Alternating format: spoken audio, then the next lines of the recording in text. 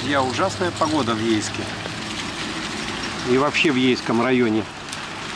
Во-первых, уже с утра сегодня шел и дождь, и снег, и снова дождь. Сильный ветер. Здесь просто в городе не так заметно, а так прям очень сильный ветер. Ну, и на ближайшую неделю тоже показан снег, -3, -1, в общем, тепла долгожданного пока нет. Говорят, март может быть очень затяжным до весны и даже до мая. Но я буду надеяться, что это не так. Друзья, сегодня наконец-то вышло солнышко. Это вот я в станице Есенской, но я так выезжаю в сторону Есенской переправы. И вот, хоть и вышло солнышко, но ветер очень сильный. Сегодня именно самый сильный ветер. Вот. И МЧС даже прислала предупреждение, что на станице Должанской, между Ейском и Должанской, может быть нагонная волна. Там уровень воды как раз тоже по станице низкий, там она находится низко, чуть выше уровня моря. Вот. Так как ветер со стороны идет Украины, то, соответственно, волна идет на нас, ветер с моря. И вот мы решили с Леной поехать на берег нашей переправы. Говорят, что тоже туда технику прислали, якобы, чтобы увидеть непосредственно, как воздействует ветер на самом море. Вот мы сейчас поехали к Есенской переправе. Такой ветер. Что удивительно, именно вчера ветер, наоборот, был от моря. И на берегу было даже затишье, и волна немножко отдалилась от берега, так скажем, вода. То есть берег немного оголился от ветра. А сегодня наоборот, все изменилось в обратную сторону еще сильнее. Вот. Это будет даже интереснее посмотреть. Пока наблюдаем только, что вот эти перешейки, там такой перешеек был песчаный впереди, он перелился. То есть вода находится здесь уже близ трассы. Но он-то бывает. Это, в принципе, нормально. А вот меня больше интересует тот дальний участок, где непосредственно дорога была и где ее однажды размыло.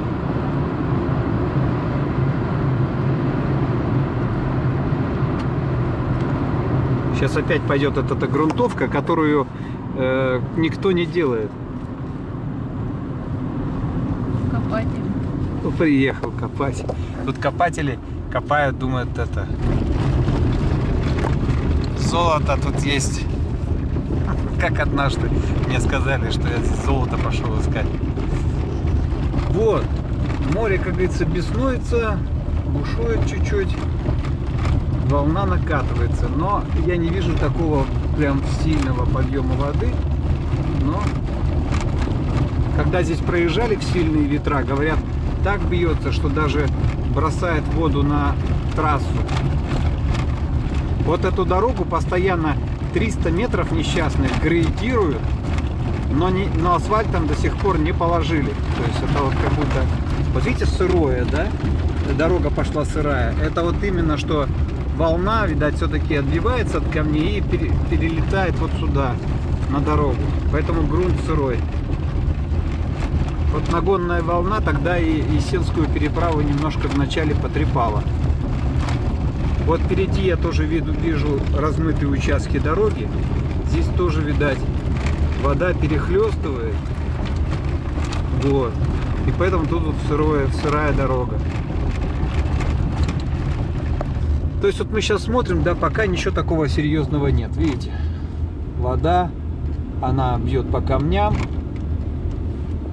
Вот, но сюда она не переливает. А тогда было время, когда она вот переливала непосредственно на асфальт сюда.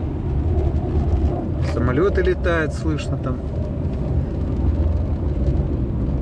Вот, ну, нанесло грязь вымыло, да, немного. Камни я вообще чуть не знаю, откуда они появились. Коряги, все сюда. Да, ветром, может, притащило коряги, но вот камни. Ну, вот такая вот Природа. Ветер сегодня довольно сильный, да, смотри. Не, была вода здесь. Была? Угу. Вон, видишь, все это, весь берег. А, вот замыт. размыто, вот берег, сейчас мы сюда тормозимся. Сейчас. Смотрите, видите, берег чистый какой стал здесь, да? То есть мы заезжали буквально недавно, были такие как бы ямки выгребные, а здесь видите, как залезало. Это значит, что вода сюда все-таки доходила. И вот сейчас дует сильный ветер. Вот, и вода явно доходила до сюда, вот она как плескалась. Вот нагонная волна. И говорят, что все происходит так быстро и неожиданно, что вот она вроде как море в своих границах, и вдруг оно начинает приближаться и переливать. Вот поэтому предупреждает, что вот сегодня было предупреждение, что в течение 2-3 часов вот от этой СМС будет опять нагонная волна, но не здесь, а в Должанке. Но в любом случае здесь тоже наверняка что-то будет, может быть, немного. Вот, море поднимается довольно быстро. Но до нашей Есенки, где мы живем, естественно, не достанет. Мы живем на верхотуре, туда море не достанет никак. Вот такая вот картина. Мы решили проехать дальше до Есенской переправы, чтобы посмотреть там вот непосредственно поближе. Вот мы сейчас доехали немножко до Есенской переправы, осталось где-то полкилометра. И вот здесь, видите, тоже песок зализан. Это вот вода, скорее всего, так доходила. Вот здесь вот мыло. Так чуть-чуть. Но у меня нету сейчас этого поролона на камере. Выходить туда ветром будет дуть. Вот так вот волны и это бушуют. Ветер делает свое дело. Ну, пока ветер не такой вот. Он сильный, но не такой, чтобы вот прям был супер сильный. Хотя сегодня 20 метров, где-то так говорили прогноз. Вот такие пироги. Скоро будет весна настоящая. Правда, еще через некоторое время холода немного, но потом дождемся тепла. Ладно. Скорее всего, с утра нагонная волна была, вот поэтому МЧСников, возможно, сюда они приехали, посмотрели. Волна спала, они уехали. То есть мы пропустили то, что было, скорее всего, побольше.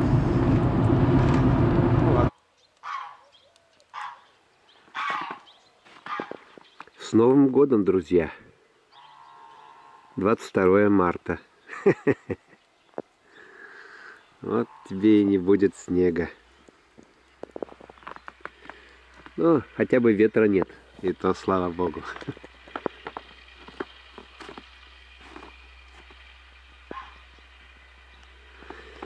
Ничего, весна придет, я знаю. Так, ну пока на улице снег, я приступаю к ремонту программатора на старой машинке. Это вот такой приборчик. Вот. С таким количеством проводов. Мотором. Но так как его ни разу не снимали, я понимаю так, потому что здесь такие защелки. Вот, то придется мне, наверное, первый раз его снимать, может быть. Надо сказать, меня несколько удивили вот эти застежки. Вы вот знаете, да, что сейчас есть такие хомуты пластиковые, но они со временем пересыхают и лопаются. А здесь какие-то мягкие, значит, хотя тоже похожи на капрон, на капроновые крышки. И они отщелкиваются. У них даже есть специальный такой хвостик, чтобы взять руками и поднять язычок и снова их отсоединить. То есть многоразового использования. Вот это меня удивило. Я думал, придется их перерезать. Так, фиолетовый, в нижний красный, зеленый, черный, голубой и желтеньким, синий, зеленый. Так. Вот такая вот тут штука. Ладно. Так, разобрал программатор. Тут одна штучка вылетела. Сейчас буду разбираться, где она стояла. И тут шестерни, короче, набор поставил. Думал, может, шестерня полетела в программаторе. будем разбираться. Нашел я, куда она вставляется. Так, пришлось самому вооружиться. Вот я в очках. Так, буду делать дальше. Собирать это дело, конструкцию, изучать, как она работает. Я знаю, что я делаю неправильно. Я знаю, что я лезу туда, куда не надо лезть. Вот эта вот штука у меня сейчас с пружинкой улетела, вообще под машинку вырвалась. Она тут под напряжением. Здесь вот такие вот мелкие детали. Мне приходится выяснять, где они могли стоять. Но я уже, в принципе, нашел и знаю, в чем поломка. Вот у этого кулачка здесь должен быть стерженек, который заходит сюда. Вот. И здесь, я смотрю, он крошится. Он просто пересох или высох, там, не знаю. Ну, в общем, он обломался. Возможно, что именно в этом и заключается поломка, что не работает часовой механизм. Просто кулак, как говорится... Так и придется переключать программу вручную, если мне еще получится собрать все это обратно. Потому что тут есть еще некоторые другие нюансы. Ну ладно, делаем дальше. Так и не удалось мне, короче, добиться того, чтобы программатор сработал, потому что там сломалась такая деталь. Ну и плюс ко всему там еще какой-то шестерни не было. У меня такое подозрение, что до меня его разбирали. И, скорее всего, там была какая-то важная часть, не знаю, ее нет. Потому что если дальше я починю этот толкатель, то дальше действия нет. Видно по шестерням, что дальше действия нет. Поэтому вот она у нас работает. Но иногда, когда, как я считаю нужным, да, мне нужно вручную переключить программу дальше. Раз, я переключаю дальше. То есть через каждые там 5, если в зависимости какой режим, минут, там 3-5, я переключаю дальше и срабатывает там. В общем, есть такой первый диск, который мини такие делает программы, там слив.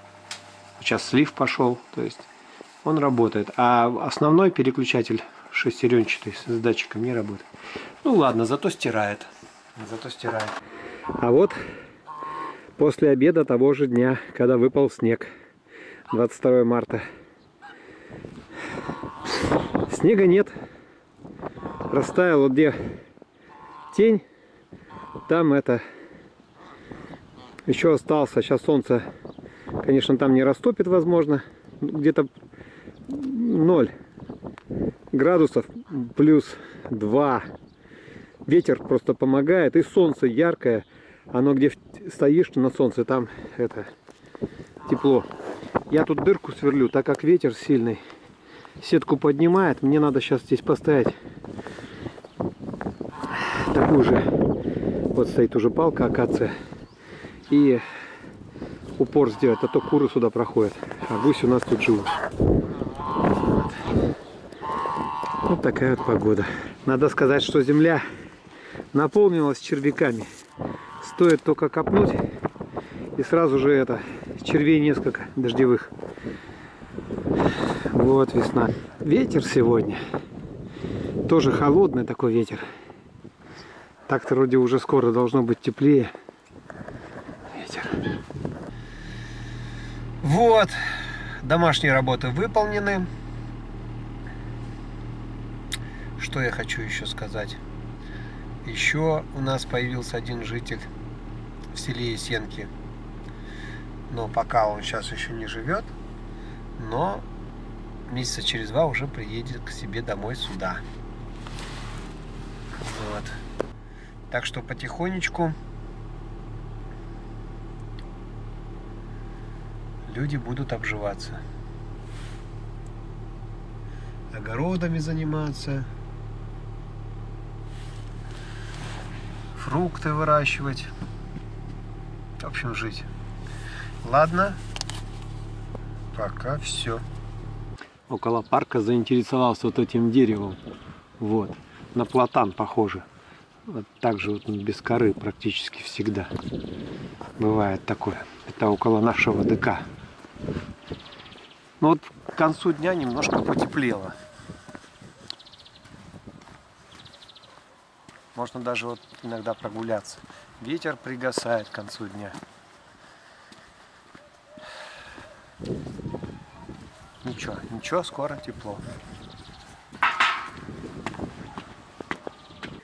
Вот еще вот у Нади стоит задача, вот орех растет, и надо его ликвидировать, то есть она будет его удалять. Но в связи с этим говорят, что заказывают специально людей, которые его разрезают частями, на веревках спускают, потому что здесь, чтобы он не рухнул на крыше, нигде ничего не поломал. Вот такая работа, якобы говорят, стоит около 4000, чтобы вот это дерево спилить аккуратно и все потихоньку это. Вот такие вот события. Я сам подумал, там надо, во-первых, веревки очень длинные, но это тяжелая работа, конечно. И опасная, как бы он не упал. Ладно, вот на этом, пожалуй, точно все, дорогие друзья. Пока, до следующего выпуска новостей.